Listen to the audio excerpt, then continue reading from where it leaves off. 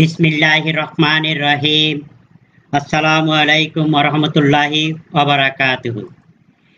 প্রিয় শিক্ষার্থীবৃন্দ, আশা করি তোমরা সকলেই ভালো আছো এবং সুস্থ আছো। প্রিয় শিক্ষার্থী, আজ তোমরা যারা তোমাদের অনলাইন পাঠদান ব্যবস্থা ফেসবুক লাইভ ক্লাসে দেশের বিভিন্ন প্রান্ত থেকে সংযুক্ত হয়েছো অনলাইনে, তোমাদের সকলকে ঘরে বসে কারিগরি শিক্ষাঙ্গনের পক্ষ হতে আমি স্বাগত জানাই। উপস্থাপনায় আমি প্রকৌশলী মোহাম্মদ আব্দুল সালাম চৌধুরী, চিফ ইন্সপেক্টর ও বিভাগীয় প্রধান, কম্পিউটার টেকনোলজি বিভাগ, চট্টগ্রাম পলিটেকনিক ইনস্টিটিউট। তো আমি আজকেই তোমাদের কম্পিউটার টেকনোলজি বিভাগের চতুর্থ পর্বের ডেটা কমিউনিকেশন সিস্টেম বিষয়টি নিয়ে হাজির হয়েছি। বিষয় কোড 66644। আজকের ক্লাস নাম্বার 4, অধ্যায় 4, ট্রান্সমিশন মিডিয়া ও সংযোগ, এই অংশটুকু নিয়ে আমরা আজকেই আলোচনা করব। এই অধ্যায় পাঠের উদ্দেশ্যটা কি? এই অধ্যায় পাঠের উদ্দেশ্য, আমরা এই অধ্যায় পাঠ শেষে ট্রান্সমিশন মিডিয়ার প্রকারভেদগুলির নাম জানতে পারবো। Twisted pair cable, coaxial cable, optical fibre কেবলের গঠন সম্পর্কে জানতে পারবে। Twisted pair cable, coaxial cable ও অপটিক্যাল ফাইবার কেবলের বৈশিষ্ট্য সম্পর্কে তোমরা জানতে পারবে। উপরোক্ত প্রত্যেক প্রকার কেবলের সুবিধা কি, অসুবিধাটা কি, এগুলি কোথায় ব্যবহার করা হয় তা তোমরা জানতে পারবে। রেডিও ওয়েভ, মাইক্রোওয়েভ ও স্যাটেলাইট কমিউনিকেশন সম্পর্কে জানতে পারবে। তো আমরা এখানে আসি ট্রান্সমিশন মিডিয়া। ট্রান্সমিশন মিডিয়াটা কি? ট্রান্সমিশন মিডিয়াটা হচ্ছে এমন একটি ওয়ে বা পাথ যেটা সেন্ডার টার্মিনাল থেকে রিসিভার টার্মিনাল পর্যন্ত আমাদের মেসেজ বা ইনফরমেশনকে ক্যারি করে নিয়ে যায়। সাধারণত আমরা যে ডাটাগুলি এক জায়গা থেকে অন্য জায়গায় পাঠাই, সে ডাটাগুলিকে ইলেকট্রিক্যাল সিগন্যাল আকারে বা ইলেকট্রোম্যাগনেটিক ওয়েভ আকারে হিসেবে ট্রান্সমিশন মিডিয়ার মধ্য দিয়ে প্রবাহিত করে। এক্ষেত্রে ইলেকট্রিক্যাল সিগন্যাল কারেন্ট হিসেবে এবং electromagnetic wave electromagnetic pulse series হিসেবে কাজ করে।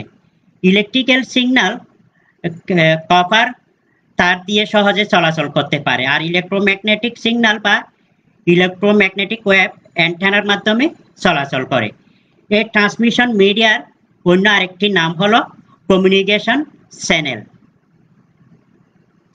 The categories of transmission media, transmission মিডিয়ার প্রকারভেদগুলি। ট্রান্সমিশন মিডিয়াকে প্রধানত দুটি ভাগে ভাগ করা হয়েছে। একটি হলো গাইডেড মিডিয়া, আর একটি হলো আনগাইডেড মিডিয়া। গাইডেড মিডিয়াটা হচ্ছে আমরা যখন এক জায়গা থেকে অন্য জায়গায় ডাটা ট্রান্সমিট করি, তখন এখানে মিডিয়া হিসেবে অর্থাৎ চ্যানেল হিসেবে কেবল ব্যবহার করা হয়। আর আনগাইডেড মিডিয়াতে কোনো কেবল নাই, এটা অ্যান্টেনার মাধ্যমে ওয়্যারলেস পদ্ধতিতে ডাটা ট্রান্সমিট হয়।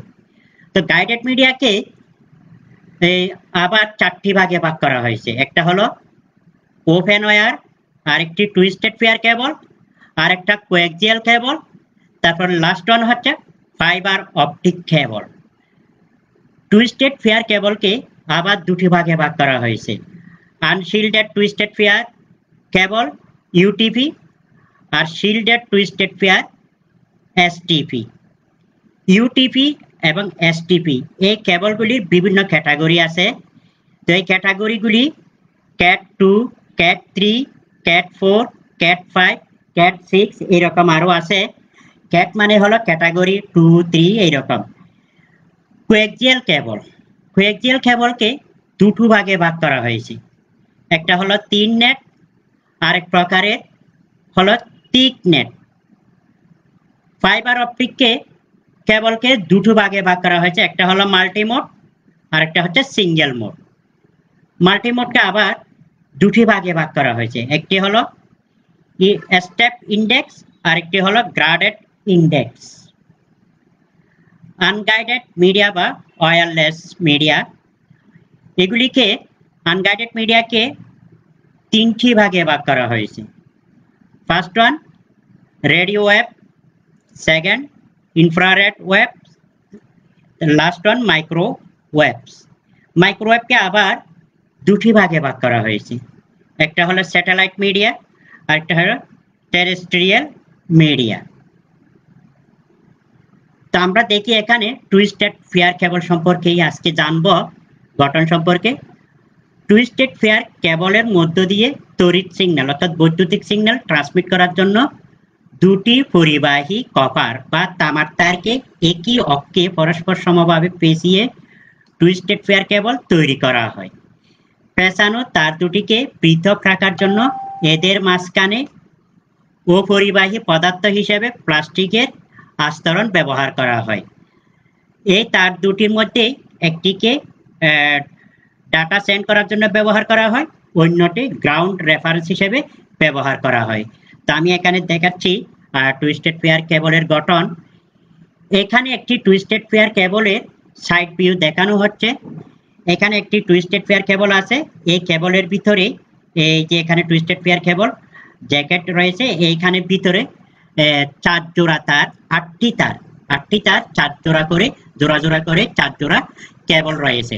প্রতি জোড়াকে আইডেন্টিফাই করার জন্য, চিহ্নিত করার জন্য নির্দিষ্ট কালার দেওয়া আছে। তো এখানে প্রথমে যেটা আছে সেটা হলো ব্রাউন, ব্রাউনের সাথে আরেকটি সাদা আছে, ব্রাউনের সাথে জোড় মেলানোর জন্য সেটাকে বলা হয় এই যে হোয়াইট অফ ব্রাউন। এই হোয়াইটের সাথে একটি বাদামি কালার দেওয়া আছে, এটাকে হোয়াইট অফ ব্রাউন। আর যেটা মূল সেটা হচ্ছে ব্রাউন কালার। আর আরেকটা অনুরূপভাবে আছে ব্লু, তার সাথে আছে হোয়াইট অফ ব্লু, তারপরে আছে গ্রিন, এটার সাথে আছে হোয়াইট অফ গ্রিন, তারপরে আছে অরেঞ্জ, হোয়াইট অফ অরেঞ্জ। এই 4 জোড়া তার এখানে ব্যবহার করা হয় ডাটা ট্রান্সমিশনের জন্য টুইস্টেড ফেয়ার কেবল হিসেবে। তো এখানে আসলে এখানে ডাটা ট্রান্সমিট করে এই যে কপারের যে তারগুলি আছে, এই কপারের তারের ভিতর দিয়ে এই যে আমাদের পাঠানো মেসেজটি ইলেকট্রিক্যাল সিগন্যাল হিসেবে সেন্ডার হতে রিসিভারে ট্রান্সমিট হয়।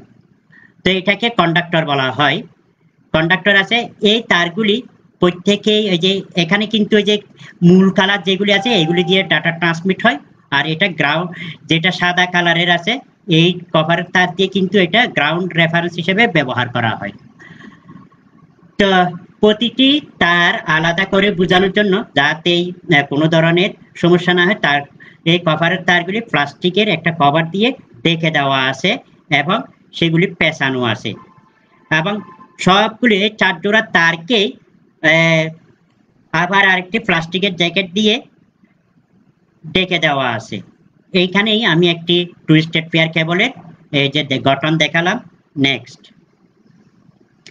তো এখানে শিল্ডেড একটি টুইস্টেড ফেয়ার আগের মতোই, এখানে শুধু প্রতি জোড়া তারের জন্য আরেকটি প্লাস্টিকের কভার দেওয়া আছে। আবার সবগুলি তারকেই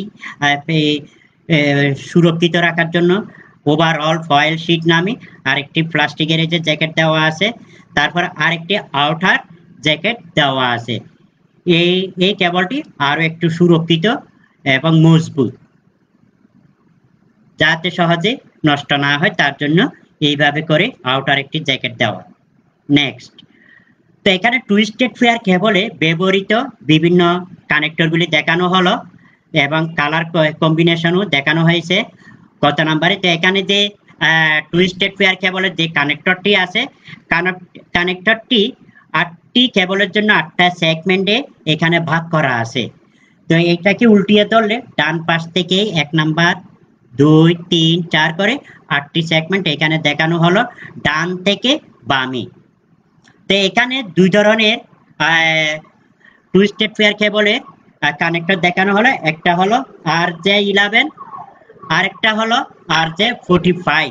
RJ হলো রেজিস্টার্ড জ্যাক, RJ11টা 6 পিন অর্থাৎ 3 জোড়া তার থাকে, আর RJ45 এ 4 জোড়া তার থাকে।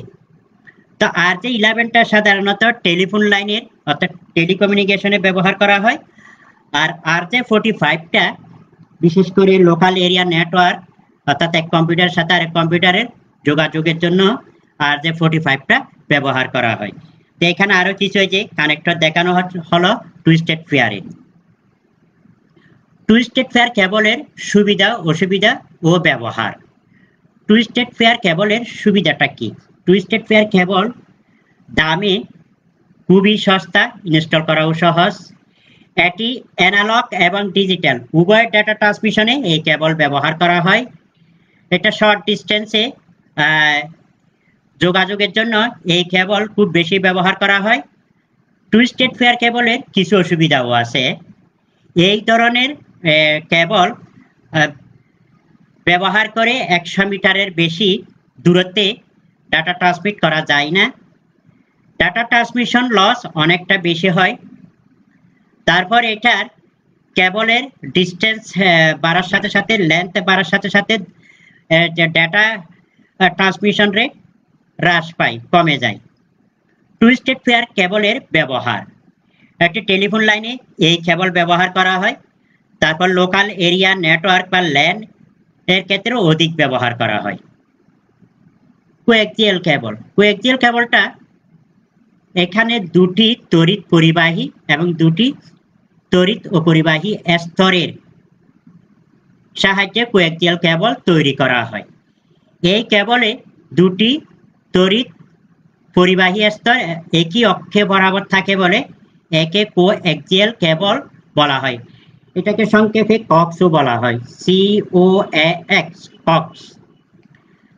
তো ভেতরের তড়িৎ পরিবাহী তারটি কপার ওয়্যার, যার মধ্য দিয়ে তড়িৎ সিগন্যাল প্রবাহিত হয়। এই যে এখানে যে কেবলটা দেখানো হচ্ছে কপার কোর, মূলত এই কপার কোর দিয়ে আমাদের এই যে পাঠানো ডাটাটি ইলেকট্রিক্যাল সিগন্যাল হিসেবে প্রেরণ করা হয়। তারকে এই যে ভেতরের পরিবাহী বাইরের পরিবাহী তারকে পৃথক রাখার জন্য তাদের মাঝখানে এই যে অন্তরক হিসেবে ফোমের ইনসুলেশন ব্যবহার করা হয়। এই যে এখানে একটা এই যে পরিবাহী আছে, এটাও পরিবাহী, তো দুটাকে আলাদা করার জন্য মাঝখানে ইনসুলেশন নামক একটি ফোম ব্যবহার করা হয়েছে। এবং পুরোপুরি তারটাকে ঢেকে দেওয়ার জন্য আউটার প্লাস্টিক শীট নামে আরেকটি জ্যাকেট রয়েছে। তো এখানে কপার ওয়্যার, এগুলি আমি বর্ণনা বলেই ফেললাম। নেক্সট, তো এখানে এই কেবল বিএনসি কানেক্টর দিয়ে কোএক্সিয়াল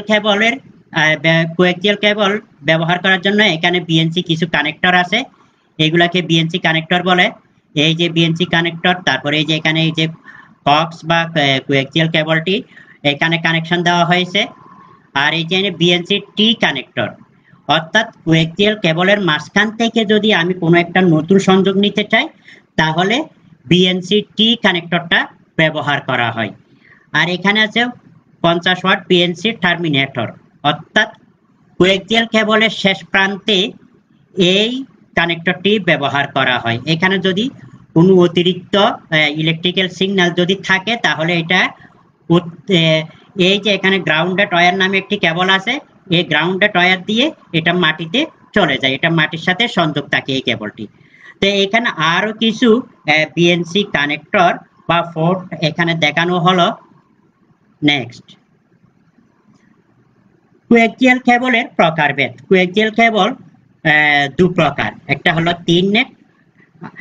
3 নেটটা পুরুত্ব হচ্ছে 0.225 ইঞ্চি, তারপর ট্রান্সমিশন ডিস্টেন্স 185 মিটার রিপিটার ছাড়া, আর transmission speed 10 Mbps, megabit per second. আরেক প্রকারের কোএক্সিয়াল কেবল হলো থিক নেট। এই থিক নেটের পুরুত্বটা হচ্ছে 0.5 ইঞ্চি, আর transmission distance 500 metre with repeater ছাড়া। তারপর transmission speed 10 megabit per second, 10 Mbps। এই দুই প্রকার কোএক্সিয়াল কেবলের বৈশিষ্ট্য দেখানো হলো। নেক্সট, কোএক্সিয়াল কেবলের সুবিধাসমূহ।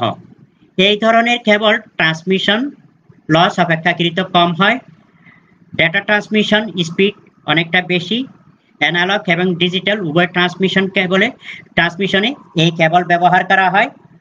টুইস্টেড পেয়ার কেবল অপেক্ষা এই কেবলের মাধ্যমে অধিক দূরত্বে প্রায় 1 কিলোমিটার পর্যন্ত তথ্য পাঠানো যায়। এটি ফাইবার অপটিক কেবল অপেক্ষা কম ব্যয়বহুল এবং সহজে বহনযোগ্য। এজন্য এই সুবিধাসমূহ দেখানো হলো কোয়াক্সিয়াল কেবলে। আর কোয়াক্সিয়াল কেবলের কিছু অসুবিধা আছে। সেই অসুবিধাগুলি হচ্ছে ডাটা ট্রান্সফার রেট নির্ভর করে তারের দৈর্ঘ্যের উপর। তারের দৈর্ঘ্য বাড়লে ডাটা ট্রান্সফার রেট কমে যায়। কোয়াক্সিয়াল কেবল টুইস্টেড পেয়ার কেবল অপেক্ষা কিছুটা ব্যয়বহুল। তো এটা টুইস্টেড পেয়ার থেকে একটু দামি।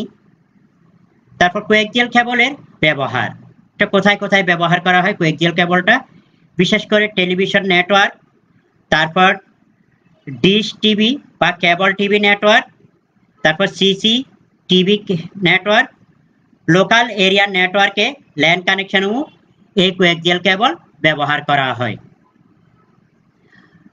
তারপর আছে ফাইবার অপটিক। তো মডার্ন টেকনোলজিতে আসলে যোগাযোগের জন্য সবচাইতে বেশি সাড়া জুগিয়েছে এই ফাইবার অপটিক কেবল। তো যে ফাইবার অপটিক কেবল কতগুলি অপটিক্যাল ফাইবারের সমন্বয়ে গঠিত। তো এই যে ফাইবার হলো ট্রান্সমিশন কেবলের প্রযুক্তির নতুনতম রূপ। ফাইবারগুলি এক ধরনের ডাইইলেকট্রিক পদার্থ বা সিলিকা মাল্টি কম্পোনেন্ট কাঁচ দ্বারা তৈরি, যা রাসায়নিকভাবে নিরপেক্ষ হয় এবং আলোক পরিবহনে সক্ষম। অপটিক্যাল ফাইবারের সবচেয়ে বড় বৈশিষ্ট্য হলো এটা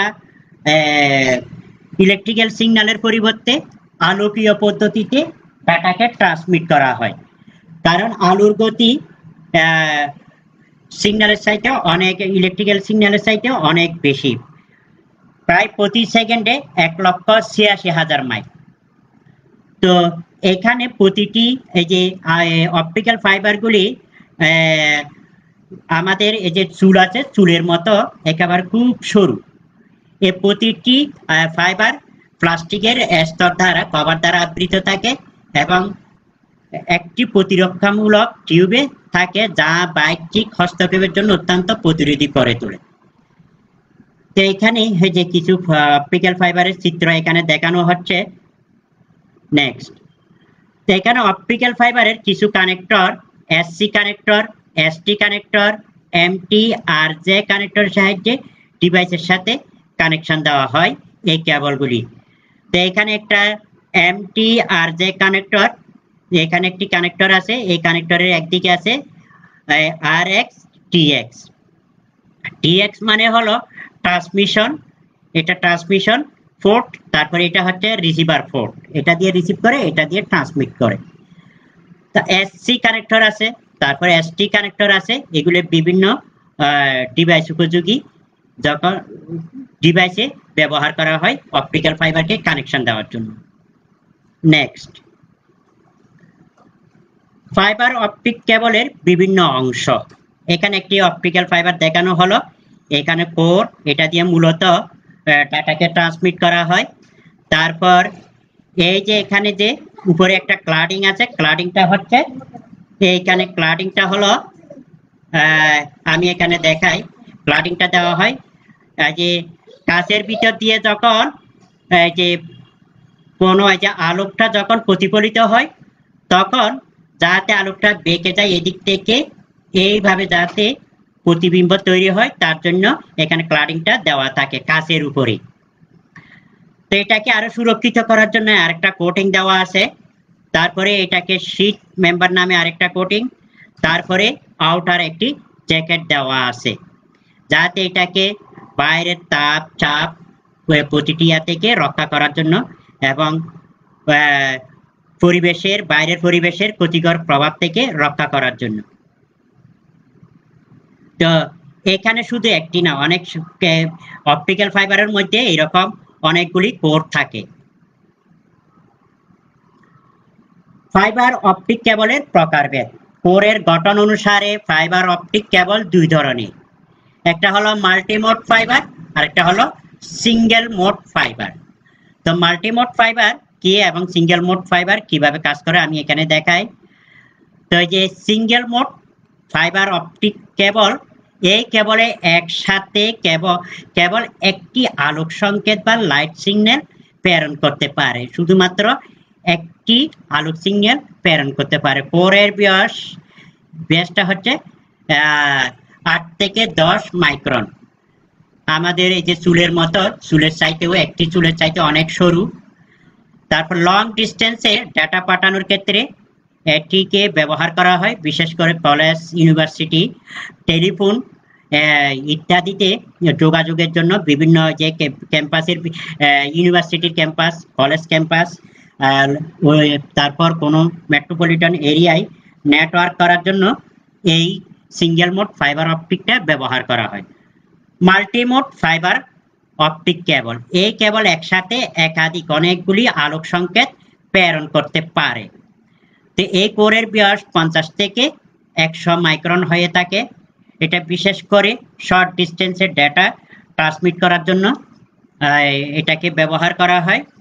তো যে মাল্টিমোড ফাইবার অপটিক আবার দুই প্রকার, স্টেপ ইন্ডেক্স মাল্টিমোড, তারপর এই যে গ্রেডেড ইন্ডেক্স মাল্টিমোড।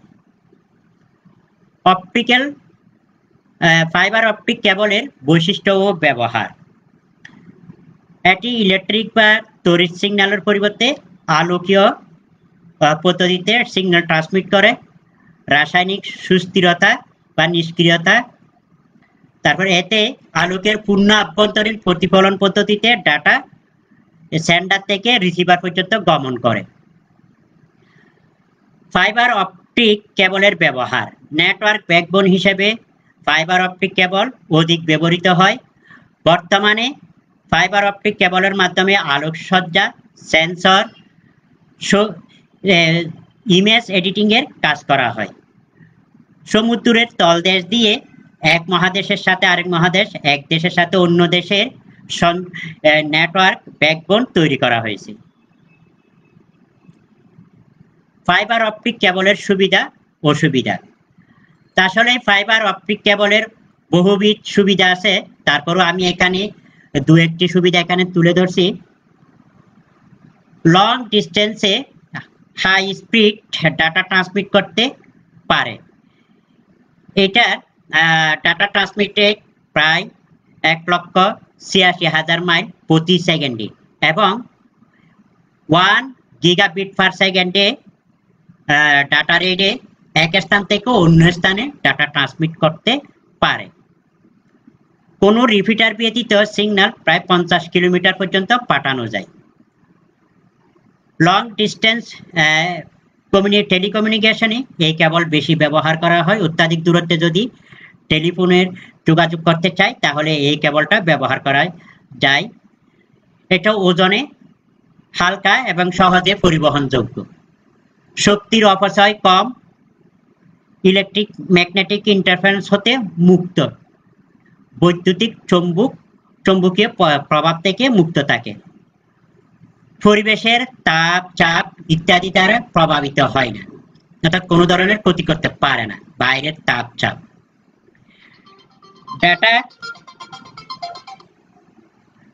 ডেটা সংরক্ষণের নিরাপত্তা ও গোপনীয়তা সবচাইতে বেশি।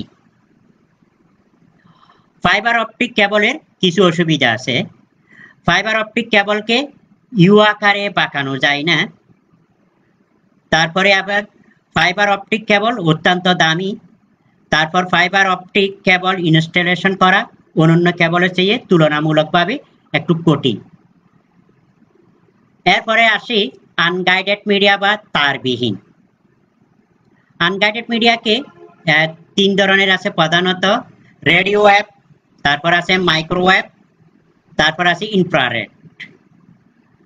রেডিও ওয়েভ বা বেতার তরঙ্গ, এটি 3 কিলোহার্টজ হতে প্রায় 300 গিগাহার্টজ ফ্রিকোয়েন্সির ইলেকট্রোম্যাগনেটিক স্পেকট্রামকে বলা হয় রেডিও ওয়েভ।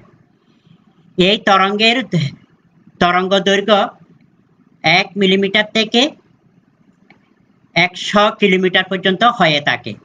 এই রেঞ্জের ফ্রিকোয়েন্সি সাধারণত রেডিও যোগাযোগের জন্য ব্যবহৃত হয় বলে এটিকে রেডিও ওয়েভ বলা হয়। এক্ষেত্রে প্রতিটি কম্পিউটার একই ফ্রিকোয়েন্সিতে সেট করা থাকে যাতে এগুলি অন্য কম্পিউটার থেকে সিগন্যাল গ্রহণ করতে পারে। ডাটা কমিউনিকেশনের স্পিডের উপর ভিত্তি করে ডাটা কমিউনিকেশন গতিকে 3 ভাগে ভাগ করা যায়। এই যে রেডিও কমিউনিকেশন, এই যে ন্যারো ব্যান্ড, আরেকটা হলো ভয়েস ব্যান্ড, একটা হলো ব্রডব্যান্ড। তো এখানে দেখানো হলো এইখানে আছে ন্যারো ব্যান্ড আছে। ন্যারো ব্যান্ডের গতি 45 বিট পার সেকেন্ড থেকে 300 বিট পার সেকেন্ড। এটার বৈশিষ্ট্য হলো একটু ধীর গতির, এটা বিশেষ করে টেলিগ্রাফিতে ব্যবহার করা হয়। এরপরে আছে ভয়েস ব্যান্ড, এটির গতি 300 বিট পার সেকেন্ড থেকে 900 বিট পার সেকেন্ড। এটা একটু মিডিয়াম স্পিড। এটি বিশেষ করে টেলিফোন, তারপর কম্পিউটার থেকে প্রিন্টারে ডাটা স্থানান্তর, কার্ড রিডার হতে কম্পিউটারে ডাটা স্থানান্তরের জন্য এই ভয়েস ব্যান্ডটা ব্যবহার করা হয়। ব্রডব্যান্ড, এটি 1 মেগাবিট পার সেকেন্ড থেকে কয়েক গিগাবিট পার সেকেন্ড পর্যন্ত এটার স্পিড হয়ে থাকে। এটা একটু হাই স্পিড। এটি বিশেষ করে অপটিক্যাল ফাইবার কেবলে ডাটা স্থানান্তরের জন্য এই ব্রডব্যান্ড ব্যান্ডটা ব্যবহার করা হয়, এবং ডিজিটাল স্যাটেলাইট লিঙ্ক এবং মডেম, রেডিও লিঙ্ক ব্রডব্যান্ড হিসেবে এই ব্রডব্যান্ডটা ব্যবহার করা হয়। নেক্সট, রেডিও ওয়েভের সুবিধা। রেডিও ওয়েভ বিল্ডিং বা দেওয়াল ভেদ করতে পারে, সুতরাং এটি ইনডোর এবং আউটডোর উভয় যোগাযোগের জন্য ব্যবহার করা হয়। ট্রান্সমিটার এবং রিসিভার একই সরলরেখায় থাকার প্রয়োজন নেই। রেডিও ওয়েভ বায়ুমণ্ডল দ্বারা শোষিত হয় না, ফলে বায়ুমণ্ডল দ্বারা সামান্য প্রভাবিত হয়। রেডিও ওয়েভের কিছুটা অসুবিধা আছে। রেডিও ওয়েভ ট্রান্সমিশনে লো ফ্রিকোয়েন্সি ব্যবহৃত হয়। বিপুল পরিমাণ তথ্য যদি আমরা একসাথে প্রেরণ করতে চাই তা সম্ভব হয় না। রেডিও ওয়েভ স্বাস্থ্যের জন্য কিছুটা ক্ষতিকর। রেডিও ওয়েভের ব্যবহার। রেডিও ওয়েভ বেতার যন্ত্রে ব্যবহার করা হয়। মোবাইল কমিউনিকেশনে লিঙ্ক স্থাপনের জন্য এক টাওয়ার থেকে আরেক টাওয়ারে লিঙ্ক করার জন্য রেডিও ওয়েভ ব্যবহার করা হয়। তারপরে টেলিভিশন ব্রডকাস্টিং, ইন্টারনেট সংযোগের জন্য tower to tower radio link ব্যবহার করা হয়। যখন একজন প্যারক অনেকগুলি রিসিভার থাকে তখন মাল্টিকাস্টিং এর জন্য একটি রেডিও ওয়েভ দরকার। ওয়াইড এরিয়া নেটওয়ার্কে ব্যবহার করা হয়। মাইক্রোওয়েভ। মাইক্রোওয়েভটা কি? মাইক্রোওয়েভটা হচ্ছে অর্থাৎ ছোট ছোট কিছু তরঙ্গ। এটি প্রায় 300 মেগাহার্টজ হতে 300 গিগাহার্টজ ফ্রিকোয়েন্সিতে ইলেকট্রোম্যাগনেটিক স্পেকট্রামকে বলা হয় মাইক্রোওয়েভ। এই তরঙ্গের তরঙ্গ দৈর্ঘ্য 1 মিলিমিটার থেকে 1 মিটার পর্যন্ত হয়ে থাকে। মাইক্রোওয়েভ বাঁকা পথে আবার চলতে পারে না। তো মাইক্রোওয়েভ সিস্টেম মূলত যে দুটি ট্রান্সসিভার নিয়ে গঠিত। তো একটি সিগন্যাল ট্রান্সমিটার, অর্থাৎ ডাটাকে ট্রান্সমিট করার জন্য, আরেকটি রিসিভার হিসেবে ব্যবহার করা হয়। যেহেতু মাইক্রোওয়েভ বাঁকা পথে চলতে পারে না, তাই ট্রান্সমিটার এবং রিসিভার মুখোমুখি থাকতে হয়। যে এখানে একটা ট্রান্সমিটার দেখানো হলো, পৃথিবীর ভূপৃষ্ঠের উপর স্থাপিত তিনটি মাইক্রোওয়েভ। তো যে চলতে পারে না, মাইক্রোওয়েভ অ্যান্টেনা কোনো সুউচ্চ ভবন অর্থাৎ টাওয়ারে বসানো হয়, যাতে সিগন্যাল বেশি দূরত্বে ট্রান্সমিট হতে পারে, যাতে মাঝখানে যত কোনো ধরনের প্রতিবন্ধকতা সৃষ্টি করতে না পারে। অধিক দূরত্বে যোগাযোগের জন্য মাইক্রোওয়েভ অত্যন্ত জনপ্রিয়। মাইক্রোওয়েভের মাধ্যমে ব্যবহার করে তারপর ডেটা, তারপরে যে কোনো ইমেজ, তারপর কোনো সাউন্ড, ভয়েস ট্রান্সমিট করা সম্ভব। মাইক্রোওয়েভের বৈশিষ্ট্য। মাইক্রোওয়েভ বাঁকা পথে চলতে পারে না। মাইক্রোওয়েভ সিস্টেম মূলত দুটো ট্রান্সসিভার নিয়ে গঠিত। একটি সিগন্যাল ট্রান্সমিট করে, অন্যটি ডাটা রিসিভ করে। মাইক্রোওয়েভের মাধ্যমে প্রেরক এবং প্রাপকের মধ্যে কোনো বাধা থাকলে ডাটা ট্রান্সমিট করতে পারে না। মাইক্রোওয়েভের অ্যান্টেনা বড় কোনো ভবন বা টাওয়ারের উপর বসানো হয় যাতে সিগন্যাল লং ডিস্টেন্সে ট্রান্সমিট হতে পারে। মাইক্রোওয়েভকে দুভাগে ভাগ করা হয়েছে, একটা হচ্ছে টেরেস্ট্রিয়াল মাইক্রোওয়েভ, তারপর আরেকটা হচ্ছে স্যাটেলাইট মাইক্রোওয়েভ। তো টেরেস্ট্রিয়াল মাইক্রোওয়েভটা বিশেষ করে ভূপৃষ্ঠে স্থাপন করা হয়, আর স্যাটেলাইটটা হচ্ছে আমাদের ভূপৃষ্ঠ থেকে মহাকাশে শূন্যস্থানে স্থাপন করা হয়। তো এখানে একটি বেসিক স্যাটেলাইট সিস্টেম এখানে দেখানো হচ্ছে। এই যে এখানে একজন ইউজার আছে, ইউজার থেকে যে ডাটাটি ট্রান্সমিট হবে এটা টেরেস্ট্রিয়াল নেটওয়ার্কের মাধ্যমে আর্থ স্টেশন কি করে এটা ভূপৃষ্ঠ থেকে মহাকাশে ছেড়ে দেওয়া হয়। আর এখানে মহাকাশে একটি স্যাটেলাইট আছে, স্যাটেলাইট যে অন্য আরেকটি ইউজারের যে টেরেস্ট্রিয়াল নেটওয়ার্ক আছে সেখানে সংযোগ ঘটানো হয়। তো এখানে একটি বেসিক স্যাটেলাইট সিস্টেম দেখানো হয়েছে। তো আজকেই আমরা এই পর্যন্ত রাখতে চাই, এই বলে আমি আমার এখানে ক্লাস শেষ করতে চাই। সবাইকে ধন্যবাদ জানিয়ে এবং সবার সুস্থতা কামনা করে আমি এখানে শেষ করতে চাই। তো প্রিয় শিক্ষার্থী, এখানে তোমাদের যদি কোনো আজকের ক্লাস সম্পর্কে যদি কোনো কোশ্চেন থাকে এবং জানার থাকে তোমরা আমাদের Facebook page skill portal Bangladesh এখানে কমেন্টস করে জানালে আমরা অবশ্যই তার উত্তর দেব। তো সবাইকে ধন্যবাদ জানিয়ে এখানে শেষ করতে চাই। আল্লাহ হাফেজ।